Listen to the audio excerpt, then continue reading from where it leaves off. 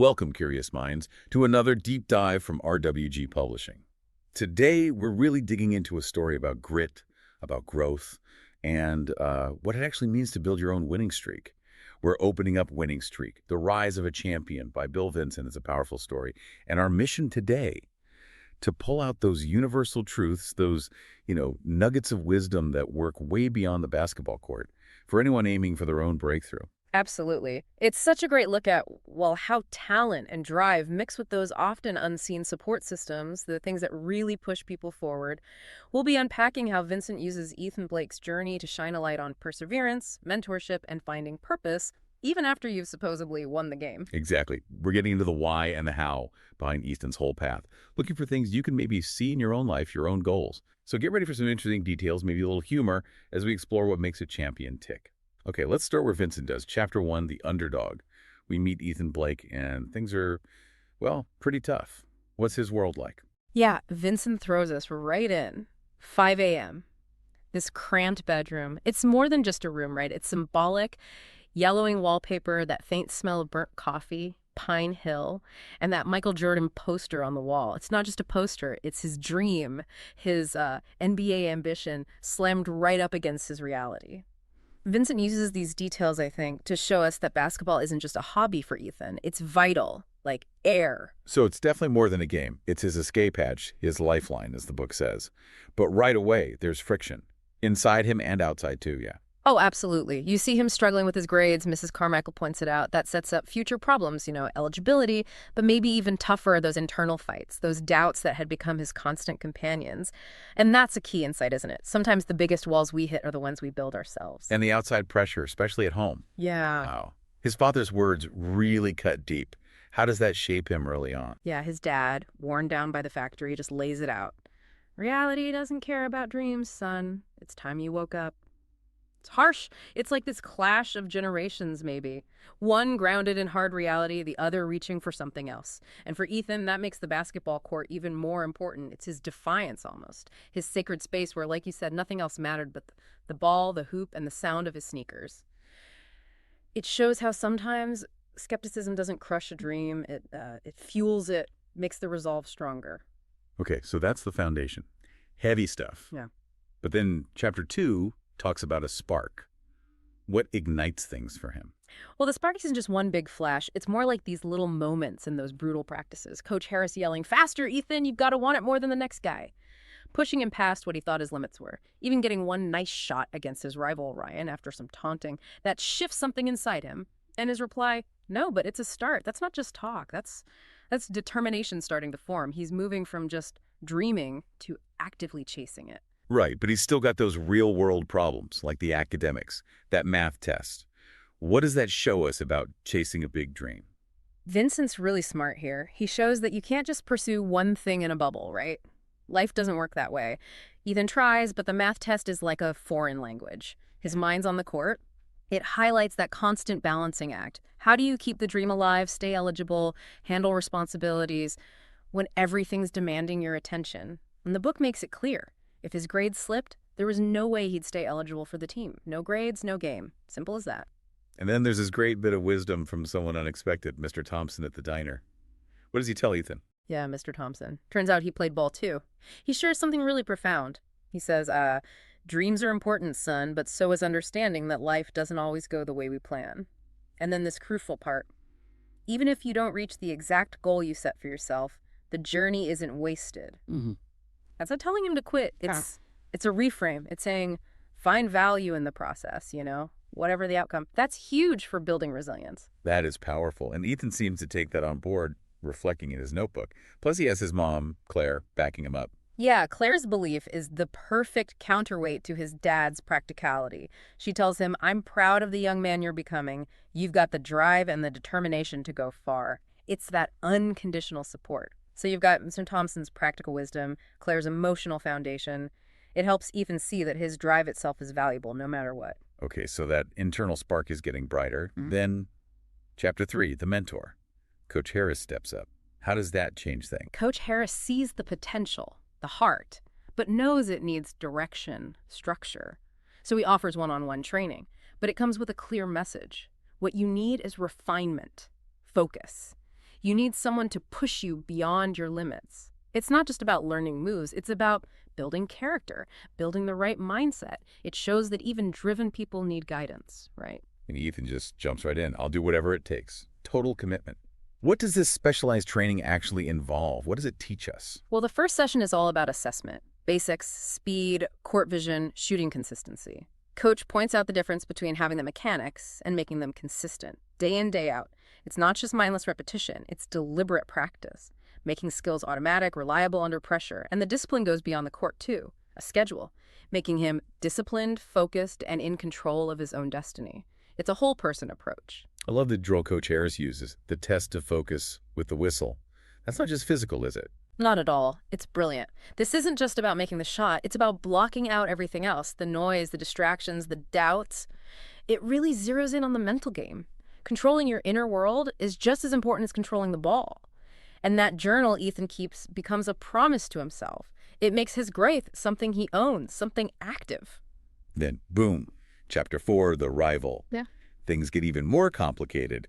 Who shows up, and how does that affect Ethan? Nate Carter shows up at varsity tryouts. He's good, really good, and there's tension right away.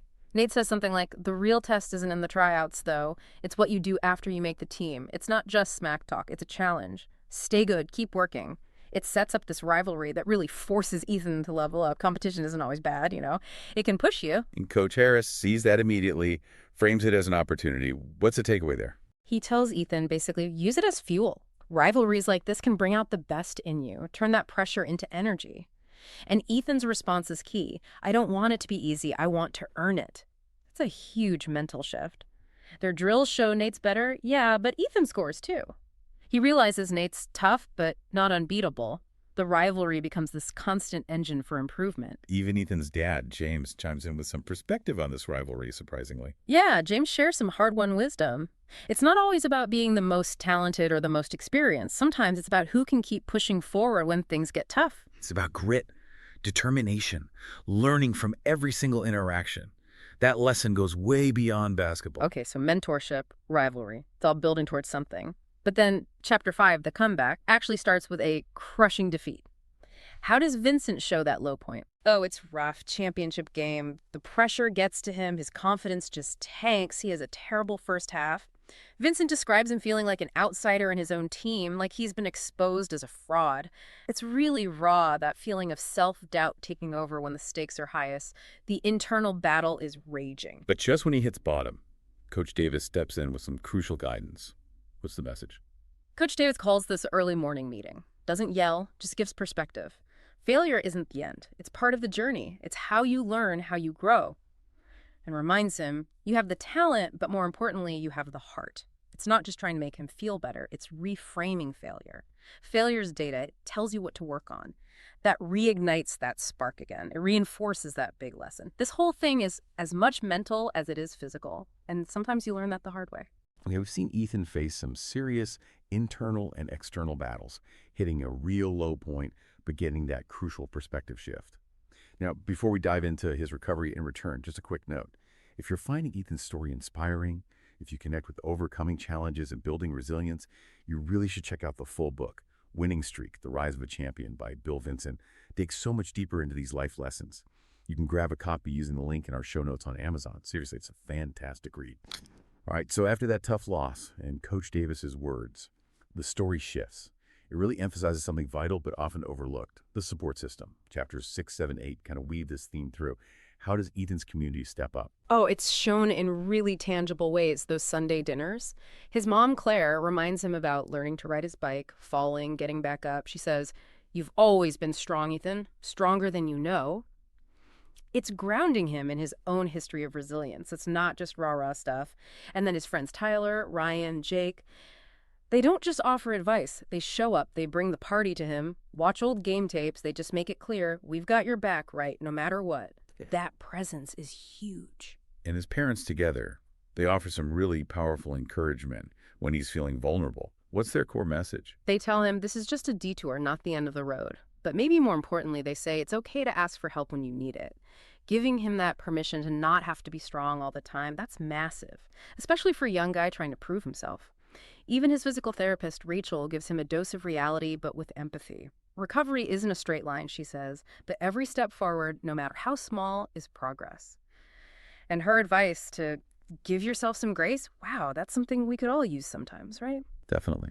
And Coach Daniels adds another layer too, doesn't he? Redefining strength. Yeah, Coach Daniels broadens the definition. He says, strength isn't just about physical power. It's about resilience, determination, and the willingness to keep fighting. So this whole network, family, friends, coaches, therapists, they help him face his fears, like the fear of losing his identity tied to basketball, that old jersey he holds. It changes from a symbol of what he lost to a promise to himself to keep going. He starts setting daily goals, small steps, and realizes he doesn't have to do it all alone. That shift from isolation to community effort is key. So after all that rebuilding, Chapter 9, The Return, he's finally back on the court. What's that like? The mental side of it. It's intense, a mix of excitement and dread, and Coach Riley doesn't baby them. Right away, it's, you've got work to do, Ethan. No special treatment, which is probably what he needed. No complacency allowed. He's rusty. Movements are sluggish. But then he has this heart-to-heart with Coach Riley. Coach tells him, you're focusing too much on what you've lost instead of what you can gain. You've got the skills, Ethan, but more importantly, you've got the heart.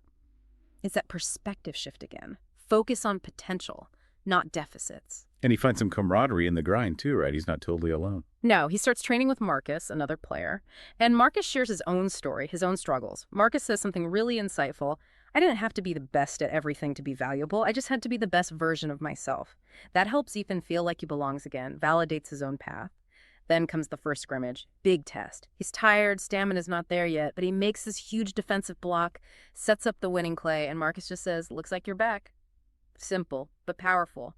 That external nod after all the internal work means a lot. Okay, so all this work, the physical, the mental, the support, it leads to Chapter 10, the championship. Redemption time. The stakes are sky high. Absolutely electric atmosphere. And Ethan feels it. All that pressure comes flooding back. The team's chanting, 1, 2, 3, win. But that first half, it's shaky for Ethan. Old mistakes, self-doubt creeping in again. It shows how recovery isn't linear, right? Pressure brings old ghosts back. Coach Riley has to pull him aside. Doesn't yell strategy, just tells him, trust yourself. A psychological reset. So how does he flip the switch in the second half? How does it become this collective win? It starts small. A crucial shot. Maybe not perfect, but it goes in. Just a glimmer of hope. Sometimes that's all it takes, that one small success. Then the team chemistry starts clicking, momentum builds, the crowd's chanting his name, and in that final push, he's not forcing it. He's orchestrating, makes the right pass, leads to this massive dunk, seals the win. It's not just his win. The book calls it a testament to their resilience, their determination, their belief in each other. The individual struggle leads to this shared triumph. Championship won. You'd think that's the happy ending, right? But Vincent keeps going. Chapter 11, The Offer. Success brings new problems. Exactly. The media goes crazy. Suddenly, everyone wants a piece of him. You're a champion now, someone says. People are going to want a piece of you. Then comes this big sponsorship offer from Peak Performance Sports. Looks like a game changer, right? But Ethan feels this. Growing unease. It's that classic challenge when external rewards start competing with your internal reasons for doing something. Yeah, that sounds like a huge reality check. Yeah. What are the issues he's grappling with now? Well, the contract itself is overwhelming. Media duties, social media stuff. It's a business now, not just the game he loves. His mom gives great advice again. Make sure it's what you want, not what anyone else expects. Stay true to yourself. Coach Riley also warns him, tells a story about another player, Kevin Sanders, who got lost in the hype. Riley says, remember why you started playing basketball in the first place. Don't lose sight of that. Keep your purpose clear when the money and fame show up. So much to think about. Which leads to Chapter 12, The Decision. He's got this massive choice to make. How does he figure it out? He goes back to basics. Thinks about being a kid, just loving the game. Remembers an old coach, Coach Franklin, saying, play because you love it, kid. Not for the fame, not for the money. He talks to Marcus, talks to Coach Riley again. They help him see it's not just about the contract. It's about who you want to be off the court as much as on it. It's about his identity, his values. And the meeting with Peak Performance, the agent, Greg Stanton, is putting on the pressure. What does Ethan do? It's a powerful moment. Despite all the pressure, Ethan just says, I'm not signing today. He stands his ground. He tells Stanton he needs more time, wants to do it on my terms. Later, he tells Marcus he's afraid of just becoming a brand, losing control. His mom's wisdom comes back. There's a difference between fear and wisdom. He trusts his gut.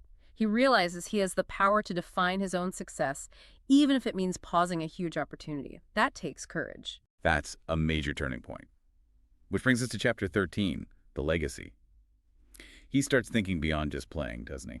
Absolutely. He looks at his trophies, his wins, and realizes his legacy wasn't just about those things. It was in this creating opportunities for others. He starts coaching at a youth clinic, passing the torch, telling kids like Caleb to focus on the one voice that matters, your own, and to dig deeper than you ever thought possible. It's this beautiful shift from personal ambition to community impact. And he really starts questioning what comes next after the big chase for the championship is over. Yeah, his agent, Derek, brings more offers. But Ethan's thinking differently now. I don't know if I want to keep chasing the same things, he says.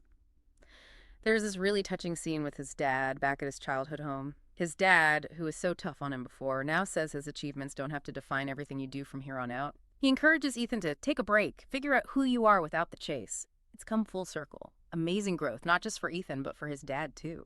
And the epilogue really ties it all together at the Ethan Blake court, a new beginning. Totally. He's watching kids play on this court named after him. He realizes his journey was just beginning in a new way. He goes back to the diner, sees Coach Davis, sees Marcus, reconnects with his roots, says something like, "The more success I've had, the more I realize how important this place is to me." His final message to young players isn't just about skills. It's heart, discipline, teamwork.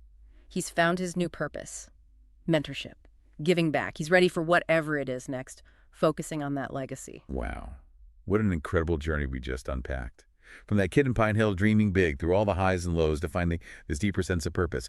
Ethan Blake's story really shows you what goes into a true winning streak. It really does. It highlights that winning isn't just the final score, is it? It's the resilience you build, the lessons you learn from failure, the support you lean on and eventually give back. Ethan's story is a great reminder that staying true to your own values, especially when things get loud and complicated, might be the most important victory of all. That's the real winning streak. So listening to all that, it makes you think, doesn't it? Yeah. Beyond your immediate goals, what does your own winning streak look like? What kind of legacy are you building day by day? And if you want to dive even deeper into Ethan's world and feel the full impact of his story, definitely grab a copy of Winning Streak, The Rise of a Champion by Bill Vincent. The link is right there in our show notes. Takes you straight to Amazon. Thank you so much for joining us on the Deep Dive Podcast. We hope you got some valuable takeaways and maybe a fresh perspective today. Until next time, keep digging deeper.